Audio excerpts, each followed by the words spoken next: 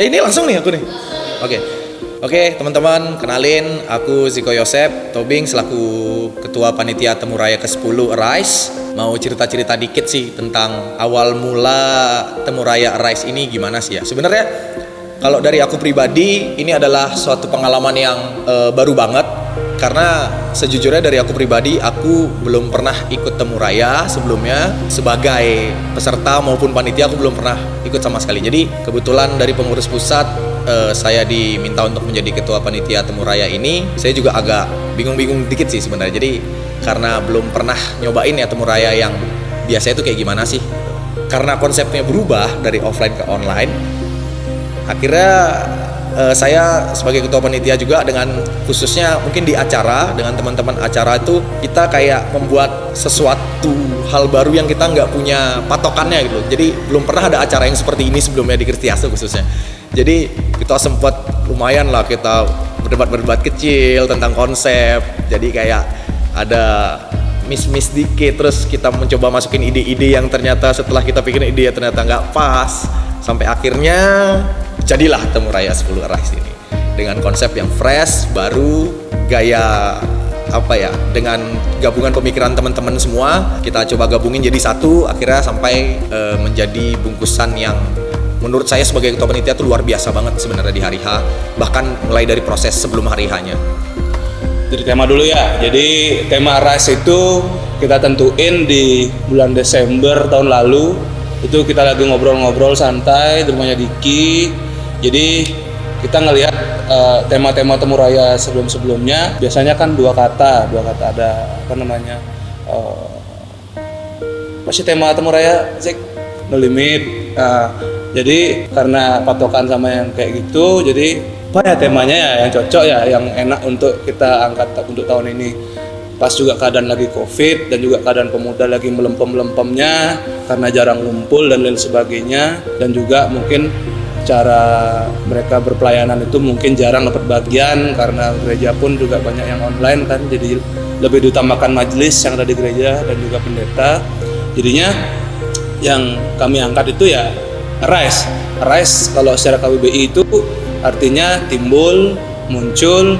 Nah harapannya dengan tema seperti itu, dengan Temu Raya 10 ini, harapannya adalah bisa paling tidak mengajak pemuda-pemuda di Kristiaso ini untuk timbul dalam hal pelayanan dan lain sebagainya, khususnya di gerejanya masing-masing. Untuk tantangan, banyak tantangannya itu. Yang pertama adalah kita gambling dalam artian bulan Desember itu kita gambling, kita rapat sama teman-teman pengurus pusat, bisa nggak ya kita buat Temu Raya offline. Nah akhirnya kita tentukan waktu itu offline, per bulan Desember kita tentukan offline. Tapi dengan berjalannya waktu, dengan melihat keadaan, kita ngelihat juga peraturan-peraturan dari pemerintah, kita lihat wah kayaknya susah nih kalau offline. Bahkan sebenarnya dari bulan Desember kita udah booking tempat di Wisma Nangun Kerti. Saya sama Pak Tut Lias bahkan udah buat janji kita buatnya offline loh Pak, bulan Desember gini lumayan bla bla bla bla bla. Cuman waktu itu kita diskusi sama teman-teman senior friend, kita diskusi sama Kak Ferry, diskusi sama Kak Pras, sama Kak Satria, sama Bang Jo, sama Beli Didit, gimana kalau kita buatnya online? Apakah masih ada nggak taste Temu Rayanya? Karena kalau Temu Raya biasanya yang dicari kan adalah pertemuan dan juga sana ada komunikasi antara teman-teman Kristiaso Bali. Dari mereka pun akhirnya menyarankan kita buat online aja karena mau nggak mau, karena ini adalah hal yang sifatnya luar biasa tanda kutip. Jadi Temu Raya ya harus tetap mengikuti protokol dan juga mengikuti aturan pemerintah. Nah kira-kira seperti itu tantangannya. Kalau secara teknis tantangan-tantangan yang sifatnya wajar lah ya dalam kepanitiaan. Misalnya dalam hal kita menentukan tempat, habis itu kita juga dalam hal kita berkoordinasi. Tapi saya rasa itu adalah tantangan yang sifatnya teknis dan masih dalam batas wajar. Jadi harapannya dengan tantangan-tantangan yang sudah kita lewati bersama, panitia-panitia yang tergabung di dalam panitia pelaksana Temu Raya itu bisa semakin matang dan juga bisa menjadikan pelajaran tantangan ini ke acara berikutnya. Terus untuk kepanitiaan juga sebenarnya ada ada perubahan sedikit. Jadi biasanya waktu itu kita sudah melantik panitia Temu Raya ke-10 yang dimana jumlahnya itu lebih dari 40 orang, 45 lebih bahkan. Setelah berubah konsep menjadi online, ada banyak beberapa teman-teman dari panitia tuh yang kita alihkan job desk-nya. Contoh mungkin yang paling gampang itu ada di kesekretariatan. Kesekretariatan kan mungkin kalau di Temu Raya biasa dia bakal sibuk banget di hari H untuk mendata teman-teman, peserta. Jadi itu kita lebur langsung menjadi satusi yang baru gitu.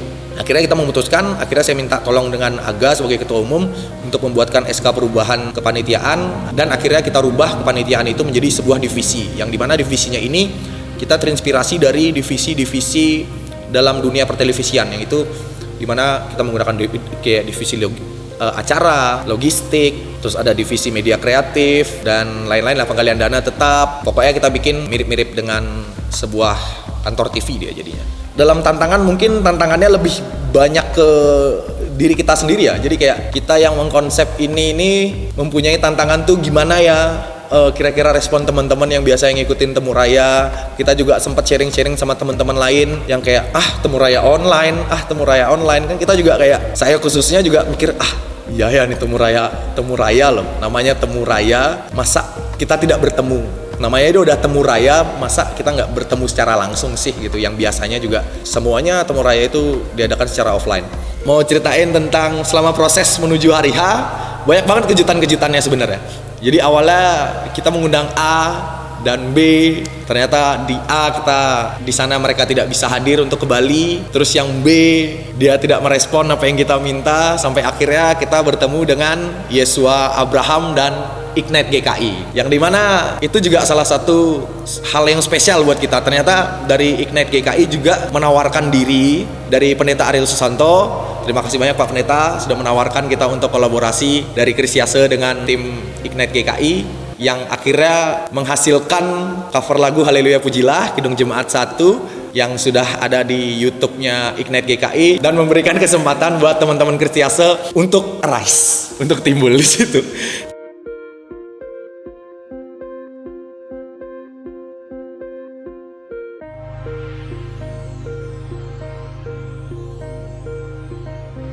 Jadi Temu Raya 10 itu pertama kali digodok tuh di bulan Desember. Mulai dari pemilihan tema, visi atau tujuan acara itu, terus konsep. Nah di bulan Desember itu sebenarnya kita udah mengkonsepkan acara untuk offline. Ada outbound-nya, kemudian ada elections class-nya. Kalau nggak salah waktu itu kelas elektifnya itu adalah kelas-kelas WL, musik, public speaking. Pokoknya kelas-kelas yang cenderung sesuai dengan minat atau ketertarikan teman-teman pemuda yang saat ini lagi perlu banget di masa-masa pandemi gitu.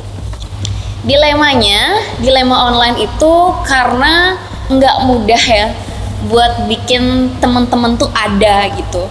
Ya seperti kita tahu ya, kalau online itu pasti susahnya tuh adalah real time-nya itu. Rasa kita adanya itu tuh tidak senyata kalau offline kayak gitu. Emang sih dari awal ketika aku mikir bahwa kita mau Temu Raya online gitu, yang terpikirkan di benakku adalah kita bikin satu story, satu cerita yang utuh, di mana ada prolog, ada inti ceritanya, dan ada epilognya. Cuman ini masih konsep kasar yang akhirnya disempurnakan, dimatangkan. Prolog di mana ada konten-konten prolog itu keresahan-keresahan teman-teman, ada yang tentang bersekutu di masa pandemi, ada juga tentang multimedia, gimana riuh dan dilemanya menjadi teman-teman yang pelayanan di multimedia gitu ya. Kemudian kita memunculkan konten-konten yang lainnya juga, seperti short movie, musikal juga. Terus akhirnya di acara sendiri, setelah kita mikir bahwa kontennya cukup rasanya cuma 2 gitu ya, karena kita terkejar oleh waktu juga dengan persiapan yang mepet. Kemudian pada akhirnya kita menemukan satu formula gitu ya, dimana di prolog itu tadi konten-konten itu ada short movie-nya, ada prolognya, konten podcast. Kemudian di acara intinya itu adalah di ruang temu dan di hari H gitu. Terus sebenarnya kenapa sih kita di ruang temu gitu? Kenapa nggak satu hari aja gitu? Karena kita pengen menghadirkan Temu Raya itu gitu. Sebetulnya tuh di ruang temu itu gitu. Kelas-kelas elektif itu kita hadirkan lewat talk show itu gitu. Memang tidak sense-nya gitu ya, rasanya tidak sama seperti Temu Raya lainnya yang ada kelas elektif yang emang bener-bener sesuai dengan ketertarikan kita gitu. Tapi ya mau nggak mau, lagi-lagi kita harus berdamai dengan hal itu gitu. Jadi ya ruang temu itu kita formulasikan sebagai tempat di mana teman-teman bisa berkumpul, bisa ketemu bareng-bareng, temu maya, temu raya di situ gitu. Kemudian di hari Minggunya itu epilognya lah gitu lah bilang ya, itu adalah ibadah fragmentasi.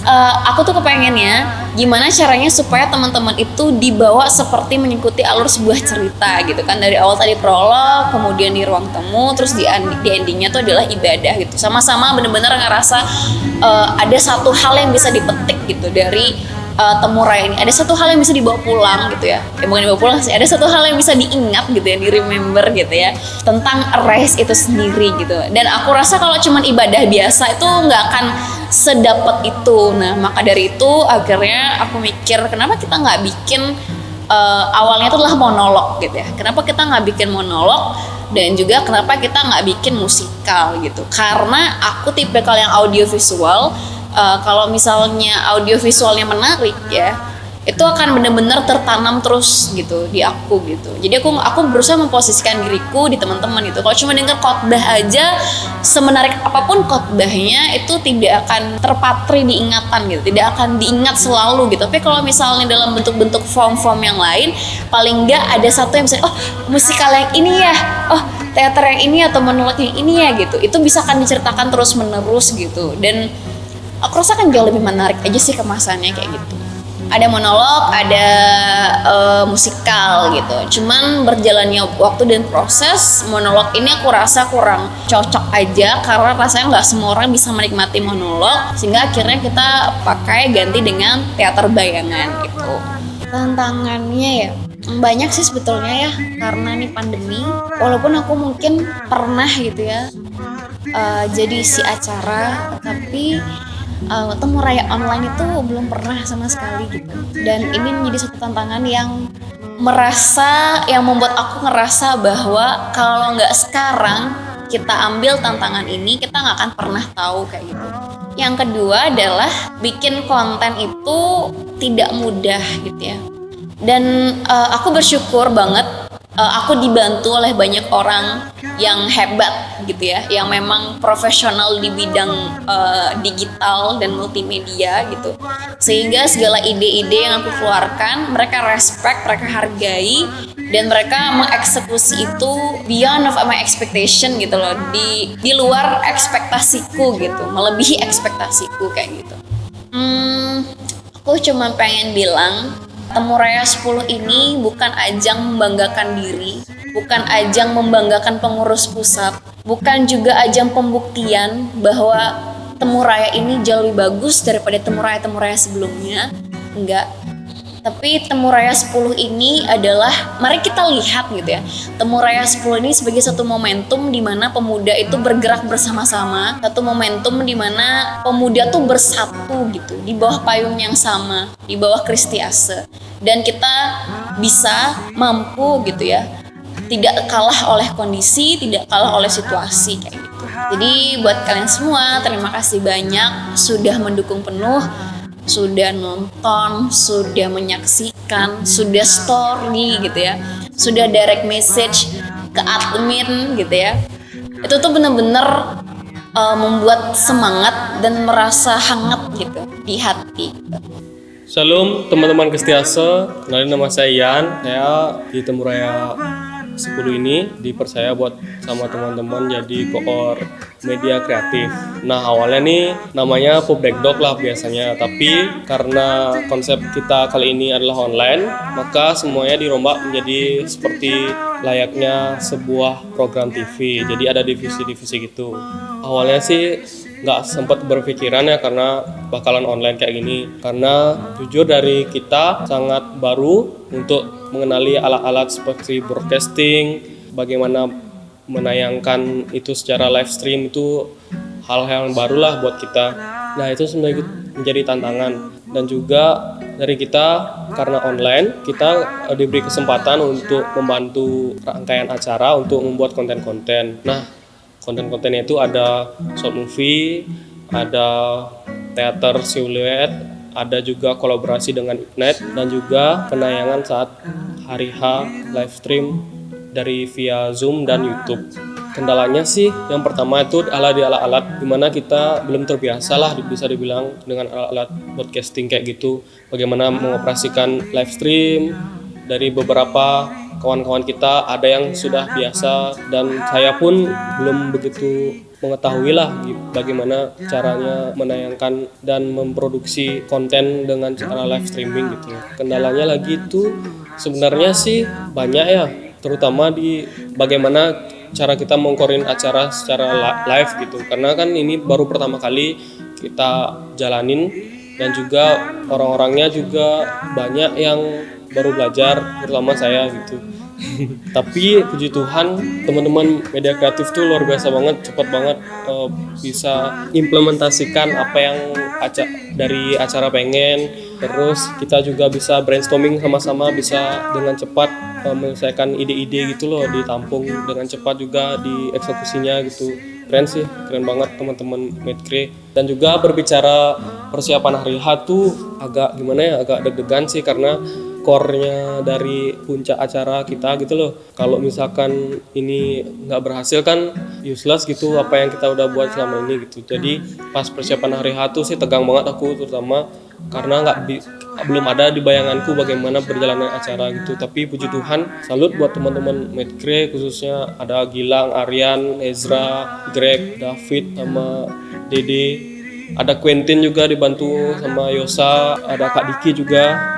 It's support banget sih mereka, maksudnya di tim kita tuh benar-benar ngerasain gimana teamwork dari nol, kita belajar bareng-bareng. Terus di hari H tuh kita dikasih briefing gitu, langsung paham tuh, keren banget sih. Meskipun sedikit ada kendala di sana agak ribut mungkin ya, tapi terima kasih juga buat Be Live Studio yang udah ngasih tempat yang sangat luar biasa dengan alat-alat yang begitu banyak. Semoga teman-teman yang saat ini ada di sini, khususnya Medcre itu dapat banyak pengalaman sih, banyak wawasan baru juga. Ya jangan bosan-bosan buat ngulik-ngulik. Maka dari itu aku say thanks banget buat teman-teman Medcre, khususnya tim kreatifnya juga Kristiaso. Terima kasih banyak. Harapannya juga ke depan semoga Temu Raya selanjutnya bisa offline, bisa keren kayak tahun-tahun sebelumnya. Makasih juga buat peserta dan orang-orang yang udah bantu di belakang layar, buat semua yang kerja keras untuk Temu Raya 10 ini.